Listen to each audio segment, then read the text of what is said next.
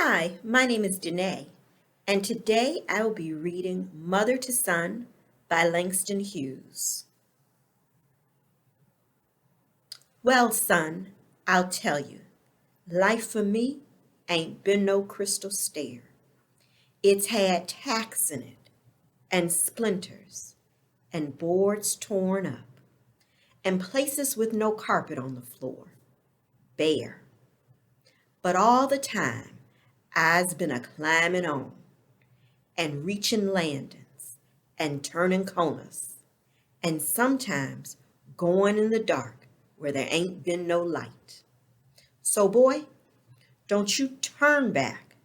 Don't you set down on the steps 'cause you find it kinda hard. Don't you fall now, for I's a still going, honey. I's still climbing. And life for me ain't been no crystal stair. Langston Hughes, he wrote poetry for people who look like me, and poetry for people who had met adversity. I hope you enjoyed this poem and the other poems that you're introduced to during this program.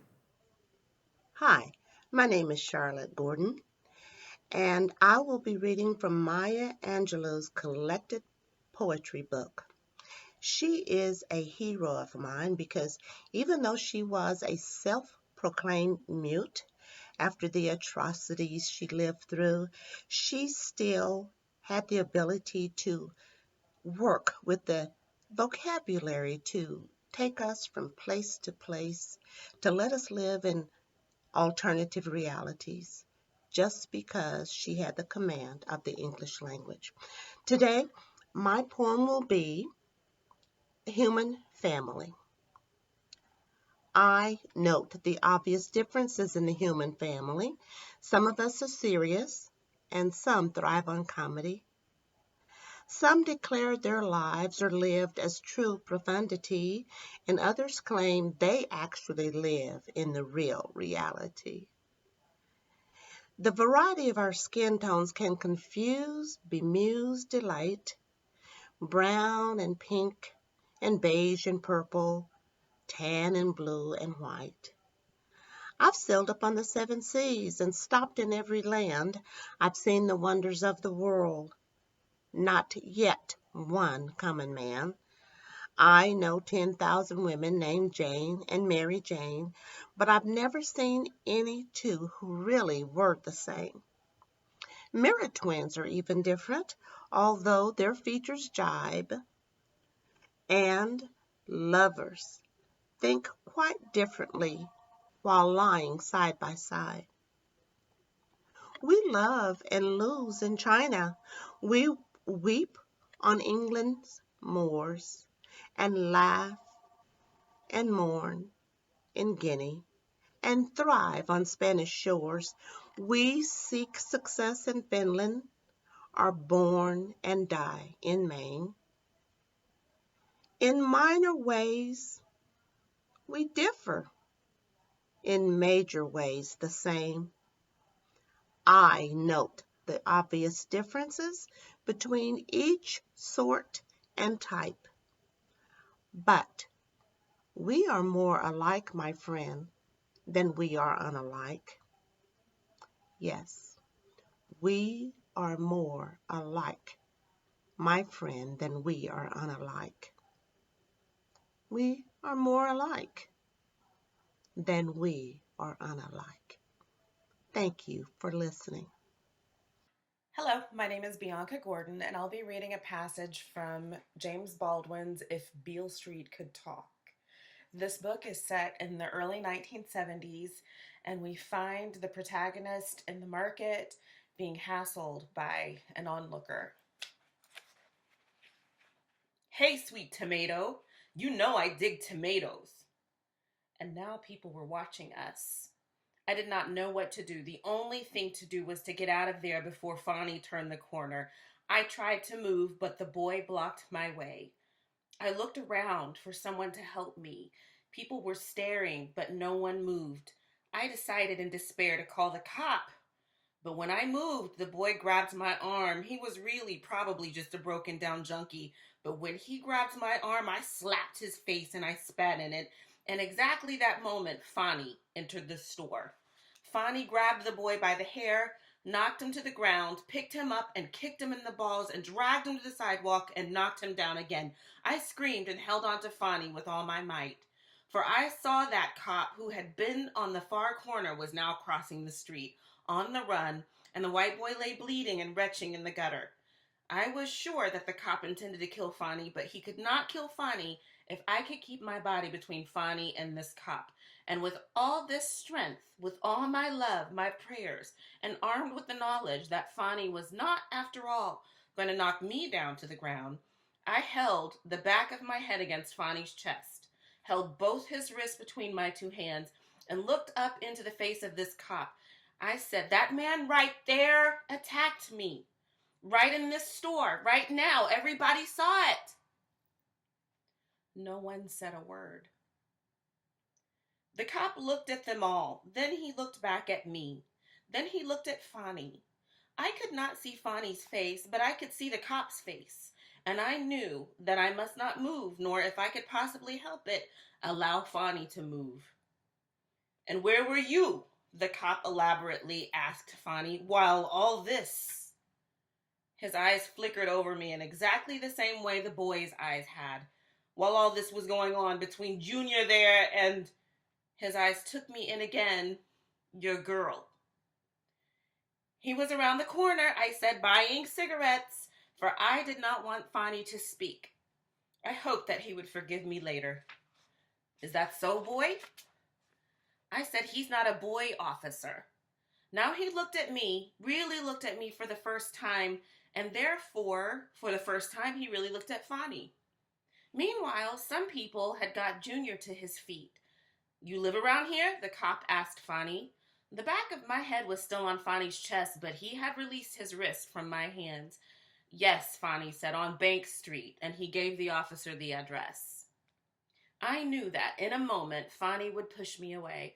We're going to take you down, boy, the cop said, for assault and battery. I do not know what now would have happened if the Italian lady who ran the store had not spoken up. Oh, no, she said. I know both these young people. They shop here often. What the young lady has told you is the truth. I saw them both just now when they came, and I watched her choose her tomatoes, and her young man left her, and he said he would be right back. I was busy. I could not get to her right away. Her tomatoes are still on the scale. And that little good-for-nothing boy over there, he did attack her, and he has got exactly what he deserved. What would you do if a man attacked your wife, if you have one? The crowd snickered, and the cop flushed. I saw exactly what happened. I am a witness, and I will swear to it. Hi, I'm Anthony Francisco, and I want to thank the Pioneer Library System and the Norman Public Library for asking me to participate in their Black Heritage presentations of readings of African American authors. I'm going to read from my favorite book, my favorite novel, Ralph Ellison's The Invisible Man. For those that don't know, Ralph Ellison is from Oklahoma City. He actually grew up in church with my grandmother. His novel, Invisible Man, is recognized as one of the greatest works of fiction in the United States history. Not Black history, the United States history. The novel speaks to your soul. If you will read it like mine, it will speak to you. I'm just going to read a little bit from the prologue and from the epilogue. I am an invisible man. No, I am not a spook like those who haunted Edgar Allan Poe, nor am I one of your Hollywood movie ectoplasms. I am a man of substance, of flesh and bone, fiber and liquids, and I might even be said to possess a mind. I am invisible, understand, simply because people refuse to see me. Like the bodiless heads you see sometimes in circus sideshows, it is as though I have been surrounded by mirrors of hard, distorted glass. When they approach me, they see only my surroundings, themselves, or figments of their imagination. Indeed, they see everything and anything except me. Nor is my invisibility exactly a matter of biochemical accident to my epidermis. That invisibility to which I refer occurs only because of a peculiar disposition of the eyes of those with whom I come in contact. A matter of the construction of their inner eyes, those eyes with which they look through their physical eyes upon reality. I am not complaining, nor am I protesting either. It is sometimes advantageous to be unseen, although it is most often rather wearing on the nerves. Then, too, you're constantly being bumped against by those of poor vision. Or again, you often doubt if you really exist. You wonder whether you aren't simply a phantom in other people's minds, say a figure in a nightmare which the sleeper tries with all his strength to destroy. It's when you feel like this that out of resentment you begin to bump people back. And let me confess, you feel that way most of the time. You ache with the need to convince yourself that you do exist in the real world, that you're a part of all the sound and the anguish, and you strike out with your fists, you curse, and you swear to make them recognize you. And alas, it's seldom successful. The narrator in this novel goes into hibernation in this basement, in this hole, in the back of a building that is dark except for 1,000 lights. The room of 1,000 lights, as it's called.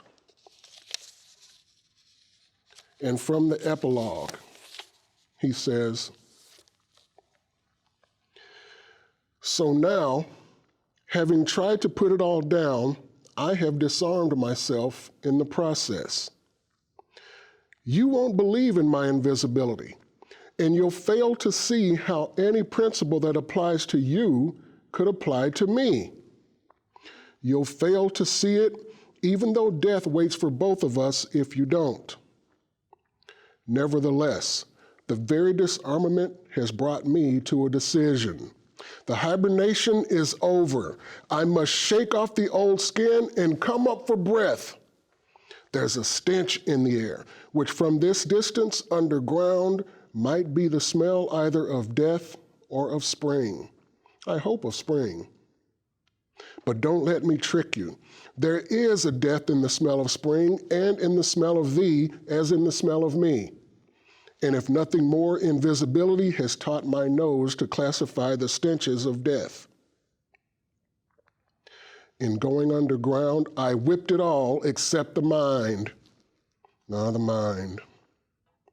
And the mind that has conceived a plan of living must never lose sight of the chaos against which that pattern was conceived. That goes for societies as well as for individuals. Thus, having tried to give pattern to the chaos which lives within the pattern of your certainties, I must come out. I must emerge. And there's still a conflict within me. With Louis Armstrong, one half of me says, open the window and let the foul air out, while the other says it was good green corn before the harvest. Of course, Louis was kidding. He wouldn't have thrown old bad air out because it would have broken up the music and the dance when it was the good music that came from the bell of old bad air's horn that counted. Old bad air is still around with his music and his dancing and his diversity, and I'll be up and around with mine. And as I said before, a decision has been made. I'm shaking off the old skin, and I'll leave it here in the hole. I'm coming out, no less invisible than before, but coming out nevertheless. And I suppose it's damn well time. Even hibernations can be overdone, come to think of it. Perhaps that's my greatest crime. I've overstayed my hibernation, since there's a possibility that even an invisible man has a socially responsible role to play. Now I can hear you say, so it was all a build-up to bore us with his buggy jiving. He only wanted us to listen to him rave. But that's only partially true. Being invisible and without substance, a disembodied voice as it were, what else could I do? What else but try to tell you what was really happening when your eyes were looking through? And it is this which frightens me. Who knows, but that on the lower frequencies, I speak for you too. Hi, my name is Annette Patterson, and it is my pleasure to be asked to read a segment of an author that I really enjoy for African American Read-In Happy Black History Month. The book I've chosen is a book of poems, and it is Magical Negro, and the writer is Morgan Parker. The first poem I want to read is Magical Negro number 607, Gladys Knight on the 200th episode of The Jeffersons. Privilege is asking other people to look at you. I like everything in my apartment except me. I mean, I need to buy a toaster. What is the point of something that only does one thing? My life is a kind of reality. When I get bored, I close the window. By the way, what is a yuppie? Here I am, 2 landscapes. My tattoo artist says I'm a warrior. With pain, I tell her we can manifest this new moon in 6 months. When I'm rich, I will still be black. You can't take the girl out of the ghetto until she earns it or grows up into it. It's too much to ask to be satisfied. Of course, I sing through the struggle. My problem is I'm too glamorous to be seen. How will I know when I've made it? In the mirror, will I have a face? How long does a good thing last? Sometimes eating a guilty salad, I become a wife. Let me be the woman who takes care of you. Wheezy and George and drapes and crystal silverware, by the way, predominantly white means white. I want to be the first black woman to live her life exclusively from the bathtub, making toast, enjoying success, despite my cultural and systemic setbacks. I was raised to be a nigger you can trust.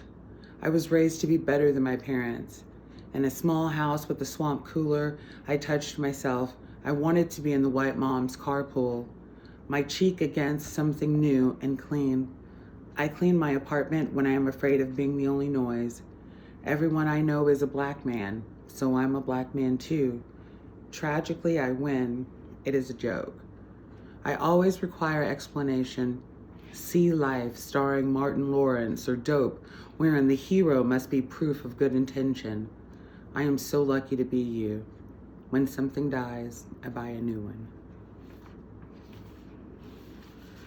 This next selection is called Let's Get Some Better Angels at This Party. Michael Brown, 18, due to be buried on Monday, was no angel. The New York Times. You always thought angels lived deep in the dark. You didn't sleep, appeared at the foot of Mom's bed covered in Nana's perfume. You saw and kept seeing. You let them make a crescent of your spine, the same thing over and over. You don't trust air. You call the ghosts the angels your kin. There is one who looks like your brother. One in Nike shorts, tastes sauce from a wooden spoon and pours rum into his brown on the stoop. There's one who brings the weed. There's one you call your brother. They are already dead. They live in the future. You see them because you can't sleep. You feel cold. Angels with ringtones and child support. Angels with PhDs. One in your bed. One calculates the tip at brunch. One colors inside the chalk line. One walks with you into the disco evening, radiating purposefully. August rain is cold. The desert is cold. Verdicts, seasons, verdicts, night, blood, saliva. A cousin of a friend who brought a 6-pack. Yes, perfect. Let everyone in. Your angels fly outfits, second chances, handguns, candies, cigars, mothers for your angels, and children's for the mothers. They spook. their blood and sage. And when the policemen come to break everything, an angel in a polo shirt answers the door, says, "Officers, I'm sorry, I'm not." Thank you so much for allowing me to read some portions. I'd like to just tell you a little bit about the author. Morgan Parker, she is the author of poetry collections, There Are More Beautiful Things Than Beyonce, and Other People's Comfort Keeps Me Up at Night. Her debut young adult novel, Who Put This Song On, is forthcoming in the late 2019 from Delacorte Press, and her debut book of nonfiction will be released by One World Random House in 2020. The book of poetry is available at the Norman Central Library. You can certainly come and check it out. Thank you.